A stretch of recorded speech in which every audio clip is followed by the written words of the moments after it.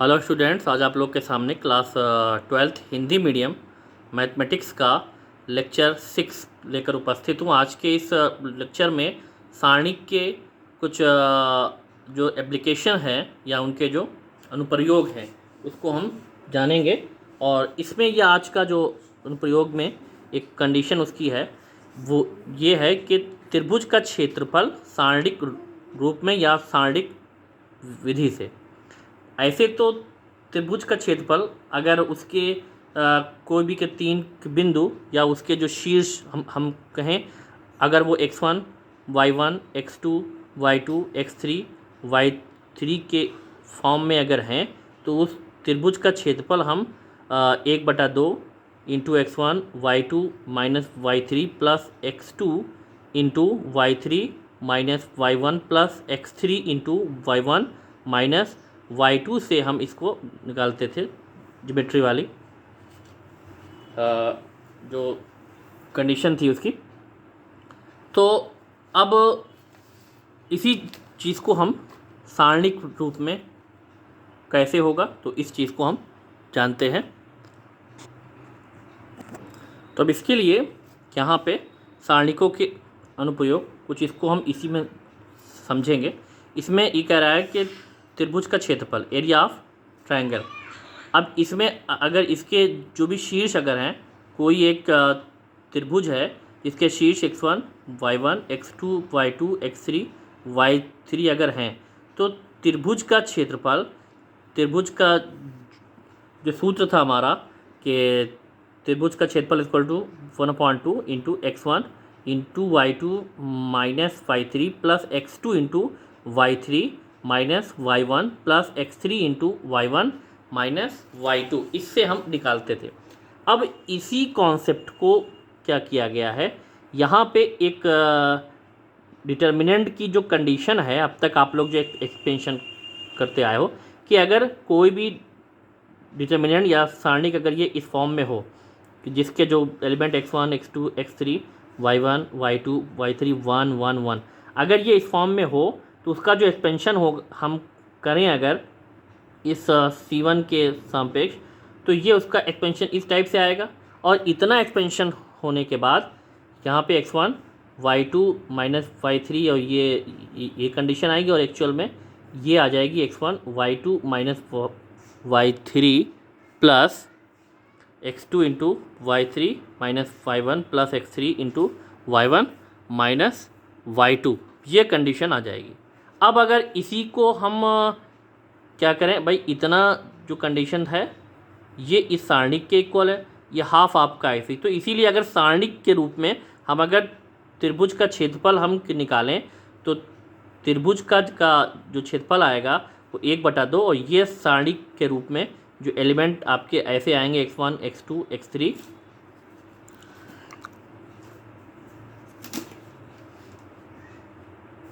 इसमें x1, x2, x3, y1, y2, y3 1 1 1, तो ये इसका एक सारणिक के फॉर्म में त्रिभुज के क्षेत्रफल निकालने का ये सूत्र हो गया कि जिसके जो शीर्षों के निर्देशांक x1, y1, x2, y2 तथा x3, y3 ये अगर हैं तो त्रिभुज का क्षेत्रफल सारणिक फॉर्म में इस टाइप से हम निकाल सकते हैं इस सूत्र की सहायता से। ठीक है। अब यहाँ पर कुछ और भी इसके एप्लीकेशन है। या में ये नोट में ये कह रहा है कि चूँकि क्षेत्रफल एक धनात्मक राशि है, इसलिए क्षेत्रफल ज्ञात करने के लिए सदैव हम उक्त सारणिक का निरपेक्ष मान लेते हैं। मतलब कि जो भी के मान आए तो उस सारणिक का हम क्या लेना है, धनात्मक मान। अगर उसका एक्सपेंशन हुआ उस सारणिक का और उसका कि जो भी का मान अगर आ रहा है माइनस में आ रहा है तो अगर हमें त्रिभुज का क्षेत्रफल के लिखना है तो उसका अगर माइनस में भी आ रहा है तो भी उसका जो आंसर हम लिखेंगे वो प्लस या पॉजिटिव ही लिखना है उसको। ठीक। दूसरी जो कंडीशन है कि 3 बिंदुओं के संरेख होने का प्रतिबंध, तो इसमें भी ऐसे ही कि अगर कोई भी के 3 अगर बिंदु है, एक A जिसके x1, y1, फिर है bx2y2 फिर है cx3y3। अगर ये 3 के बिंदु है और ये ABC, ये तीनों जो बिंदु है ये अगर के संरेख होंगे, तो अगर के संरेख होंगे तो इनसे बनने वाले त्रिभुज का क्षेत्रफल क्या होता है, 0 के इक्वल होता है। तो इसका मतलब त्रिभुज ABC का जो क्षेत्रफल हो जाएगा 0, और त्रिभुज ABC का जो क्षेत्रफल हम अगर सारणी के रूप में हम लिखें तो उसको हम इस फॉर्म में लिख सकते हैं, 1/2 into x1 x2 x3 y1 y2 y3 1 1 1, तो ये इक्वल टू 0। ये इस टाइप में आ गया। ये हाफ चाहे तो इस साइड आएगा तो ये 0 हो जाएगा। तो अगर कोई भी के 3 बिंदु A B C अगर हैं और उनके शीर्ष x1 y1 x2 y2 x3 y3 हैं, तो उनका जो क्षेत्रफल होगा उसको हम x1 x2 x3 y1 y2 y3 1 1 1 ये सारणिक को और इस सारणिक को 0 के इक्वल रख के हम उसको निकाल सकते हैं, या इसके इक्वल हम रख सकते हैं। ठीक। तीसरी इसमें जो कंडीशन है कि 2 बिंदुओं से होकर जाने वाली रेखा का समीकरण। अब यहाँ पर क्या कह रहा है कि माना 2 बिंदु, एक A है x1 y1, एक है B x2 y2 है, तो माना बिंदुओं A तथा B को मिलाने वाली रेखा पर एक बिंदु P x y है। ठीक है। तो P x y ये एक बिंदु जो है ये A और B को मिलाने वाली रेखा पर स्थित है। तो इसका मतलब ये हुआ कि A P और B ये तीनों एक ही रेखा पर स्थित है। इसका मतलब कि बिंदु P A B संरेख हो गए। तो जब संरेख हो गए तो इनका जो आपका जो एरिया आएगा वो 0 के इक्वल हो जाएगा। तो इसका मतलब सारणी के रूप में जो कंडीशन हम लिखते हैं P A B अगर संरेख है तो P के जो मतलब कोऑर्डिनेट है x y 1 हो गया, ये x1 y1 x2 y2 और ये 1, ये इस टाइप से इनको 0 के इक्वल हम रख सकते हैं। तो ये भी एक कॉन्सेप्ट है। तो इस टाइप से ये तो थे इनके जो एप्लीकेशंस है। अब इनका जो इम्प्लीमेंटेशन क्वेश्चन में, तो इसमें अब एक क्वेश्चन हमने ये लिया है, एक्सरसाइज का है कि उस त्रिभुज का क्षेत्रफल ज्ञात करो जिसके शीर्ष क्रमशः 3,8 -4,2 तथा 5,1 है। तो शीर्ष इसमें दिए गए हैं शीर्षों के निर्देशांक और हमें इसका क्षेत्रफल निकालना है सारणिक विधि से। अब तो सारणिक विधि से इसका हम निकालें तो इसमें जो ज्ञात है तो पहले उसको हम लिख लें। तो ज्ञात है x1 3 हो गया, x2 -4 हो गया, x3 5 हो गया। ठीक। x1 x2 x3, y1 8 है, y2 2 है और y3 1। ठीक। अब इसका क्षेत्रफल हम निकालें, त्रिभुज का क्षेत्रफल।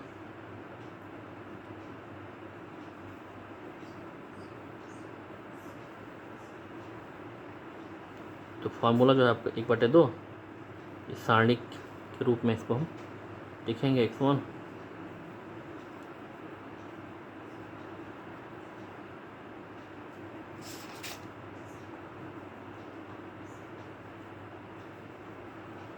x2 x3, ये y1 y2 y3, ये 1 1 1। अब इनकी जो भी के वैल्यूज़ है उसको हम इसमें उठा के रख देते हैं। और जो इसमें हम रखेंगे तो ये 1/2, इसमें x1 जो है वो 3, y1 है 8 1 हो गया, x2 है -4, y2 है 2 1, x3 है 5 और ये 1, ये खुद 1। अब इसे हमें सॉल्व कर लेना। अब सॉल्व करने के इसमें सारणी को, क्योंकि ये सिंपल सा है, कुछ और इसमें है नहीं, तो कैलकुलेशन हम आसानी से इसको कर सकते हैं। इसका एक्सपेंशन हम कर लें। या फिर इसका इसका जो रूल है कम से कम 1 या 2 को हम 0 बना लें, तब उसी के सापेक्ष उसका एक्सपेंशन हम कर लें। तो पहले तो उसी के अकॉर्डिंग करें, और चाहे तो आप इसको डायरेक्ट इसका एक्सपेंशन, चूँकि ये आसानी से कैलकुलेट हो जाएगा। तो इसमें हम क्या कर रहे हैं कि R1 में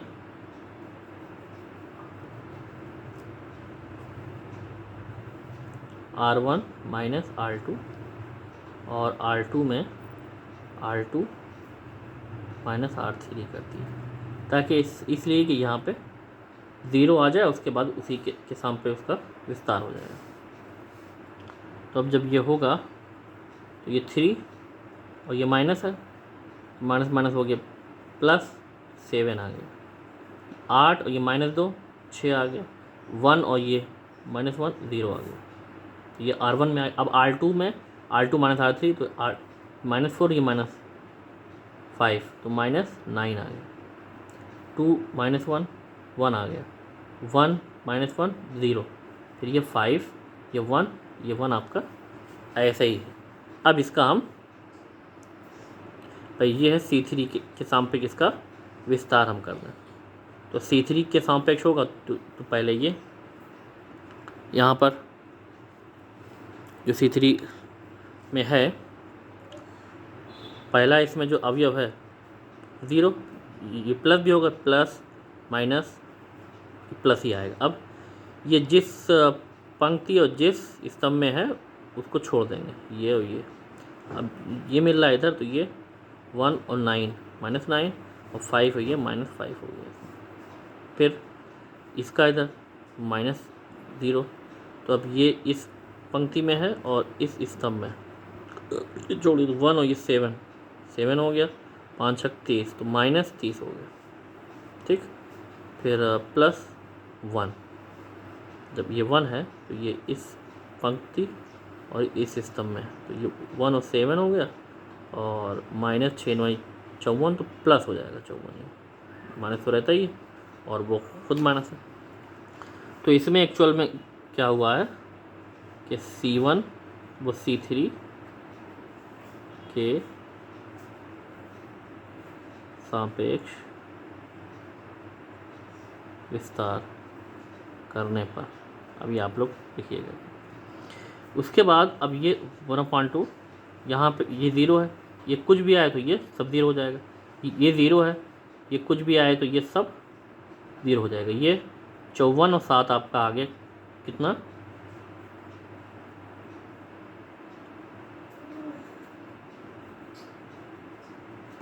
ये 65 आ गया।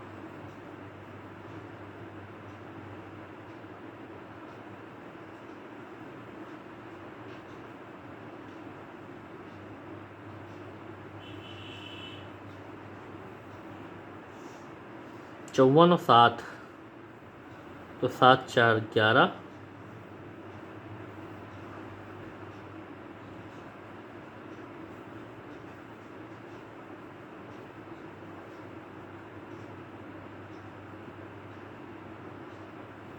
इकसठ आ गया। अब यहाँ पर 1/2 और ये इंटू 61, तो अब इसको अब चाहे अगर दशमलव में अगर लिखें या ऐसे ही लिख दें तो ये आपका आ जाएगा 30.5, ये आपका आ गया वर्ग इकाई।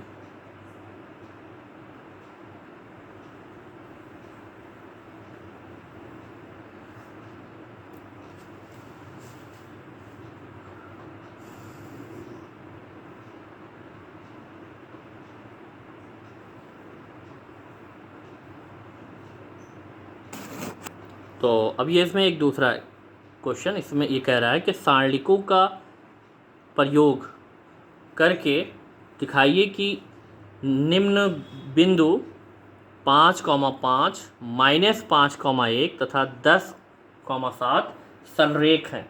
तो इनको हमें संरेख दिखाना है, इसका मतलब इनसे बनने वाले त्रिभुज का क्षेत्रफल हम निकाल लें और वो उसका एरिया अगर 0 आ जाए क्षेत्रफल, तो ये जो बिंदु हैं संरेख हो जाएंगे।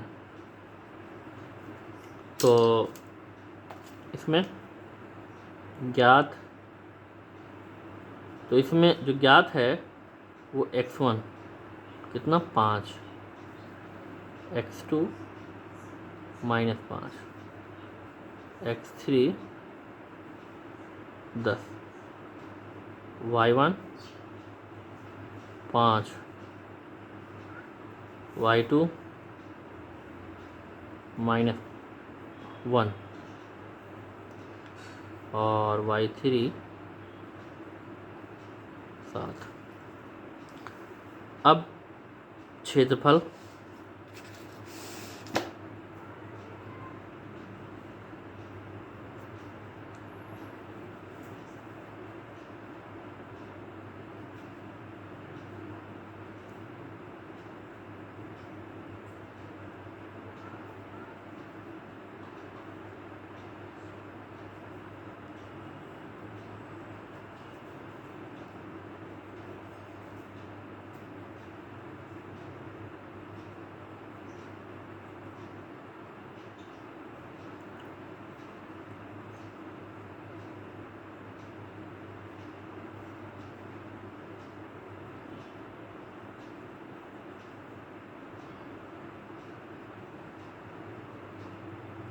यही जो फार्मूला है इसी में रख के इसका क्षेत्रफल हम निकाल लेते हैं।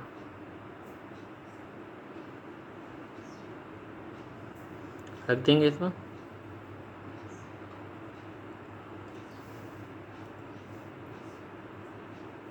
तो मान है इसका x1 है 5 -5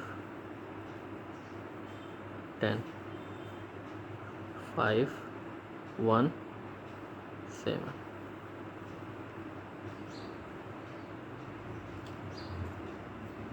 ठीक, अब भाई वैल्यू तो रख देंगे। अब इसका चाहे एक्सपेंशन करें चाहे उसी रूल के अकॉर्डिंग इसका हम विस्तार भी, मतलब सारणी का इसमें प्रयोग अगर करना है तो क्या करें, यहाँ पर भाई वही 0 बना लें, उसका फिर एक्सपेंशन हम कर दें। तो इसमें हम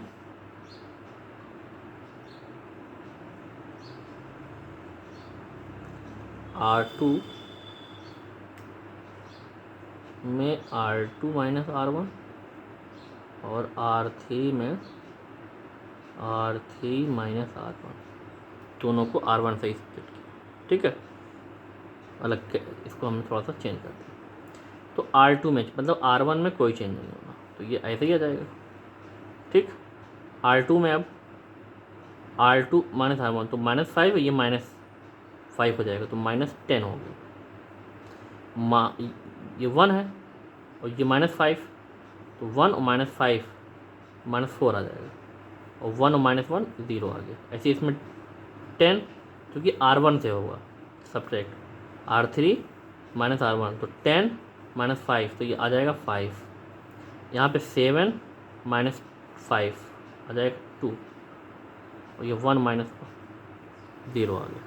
अब इसी C3 के सापेक्ष इसका विस्तार कर दें, ये 1/2, इसी में इसका जब विस्तार होगा तो पहला तो 1 है इसमें, तो ये ब्लॉक हो गया और ये ब्लॉक हो गया, ये 2 -20 हो जाएगा, और ये 5 और 20 +20 हो जाएगा। ठीक, फिर ये 0 है तो माइनस, तो ये ब्लॉक हो गया, ये ब्लॉक हो गया, ये 2 5 10 और -5 25, फिर +0, और इसमें भी आपका ये ब्लॉक हो गया, 4 5 20 -20 और +10 5 50। तो अब ये इतना आ गया, ये है 1/2, ये 0 हो जाएगा, ये भी 0 हो गया, ये भी 0 हो गया, सब 0 ही आ गया इसमें। तो 1/2 × 0, ये सब 0। त्रिभुज का क्षेत्रफल 0 आ गया। अब जब त्रिभुज का क्षेत्रफल के 0 आ गया, अतः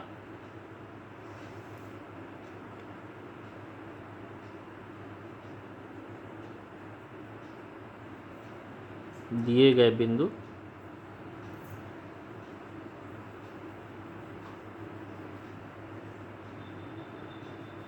संरेख। तो ये दूसरा जो क्वेश्चन था इसका, ये भी आप लोगों की समझ में आ गया हो। हाँ, ये अब आज का लास्ट क्वेश्चन। यदि बिंदु 9,0 यदि बिंदु A, 0, 0, B तथा 1,1 संरेख हैं तो सिद्ध करो कि 1/A plus 1/B equal to 0। इसको भी सारणिक विधि से ही हमें सॉल्व करना। तो अब इसमें भी जो ज्ञात है हमारे पास x1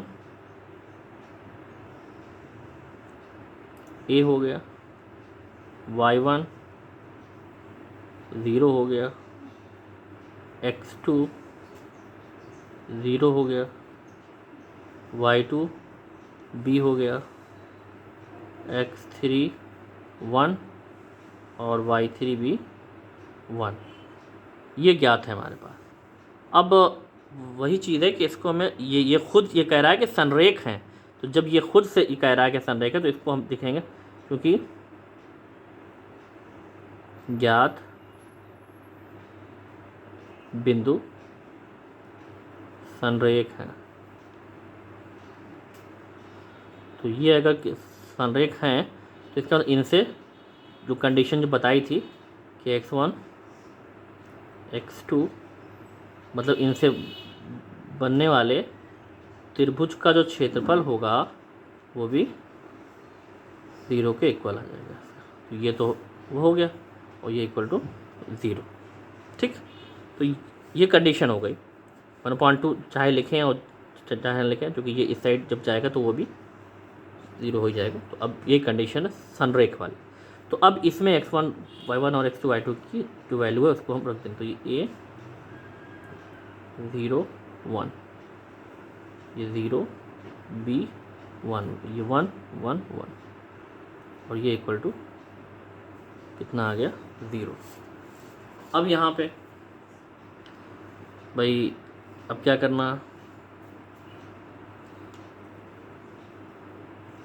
अब चाहे इसकी सारणी का कुछ प्रयोग इस पर करें और चाहे ऐसे इसका विस्तार हम कर दें। R1 के सापेक्ष R1 के सापेक्ष विस्तार करने पर। तो अब जब R1 के सापेक्ष विस्तार होगा तो R1 ये है, ये A हो तो यह आ गया A। अब इसमें ये ब्लॉक हो गया, ये ब्लॉक हो गया, तो ये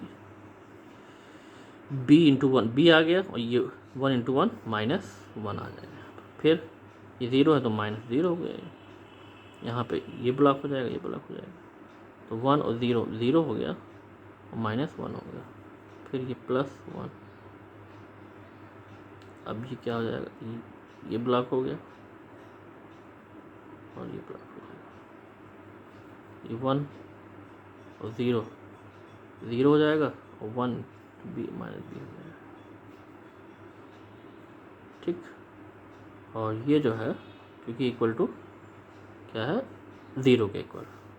ठीक, इसको हम थोड़ा सा कैलकुलेट यहाँ कर लें तो ये आपका आएगा AB -A हो जाएगा, ये सब 0 हो जाएगा, ये -0 1 से होगा तो ये यहाँ पे सिर्फ -B आ जाएगा और ये इक्वल टू 0। अब जो कंडीशन हमें मिलेगी अगर इसको हम रखें उस हिसाब से, चूँकि हमें 1/A plus 1/B equal to हमें लाना है 1, तो हम क्या कर रहे हैं, इसको भी साइड भेज दें -A -B equal to -AB। Minus से हर साइड अगर मल्टीप्लाई हो जाएगा तो A plus B equal to AB, ये इक्वेशन आ गया। अब चूँकि हमें इस साइड 1 लाना है तो AB से दोनों साइड भाग कर दें, तो AB से इस A में भी होगा तो A/AB और इसमें भी ये B/AB हो जाएगा। ठीक, और इधर भी AB/AB, मतलब दोनों पक्षों में ए बी से भाग करने पर। यहाँ पे ए तो कैंसिल हो गया, ये बी कैंसिल, ये ए बी और ए बी कैंसिल हो जाएगा। तो यहाँ पर 1/b आ गया, ये प्लस 1/a आ गया और इधर आ गया 1। लेकिन हमें इसका जो ऑर्डर है उसको सही कर लें, तो इसलिए आपका 1/a plus 1/b equal to 1, ये आपका आ गया। यही आपको सिद्ध करना था, यही थी सिद्ध। ठीक, तो ये इस टाइप के क्वेश्चंस है। अब ये भी एक्सरसाइज में ऐसा ही है सारे क्वेश्चन, इनको आप लोग आइएगा, जो प्रॉब्लम होगी बताइएगा, उसके बाद आगे की एक्सरसाइज। Thanks for watching.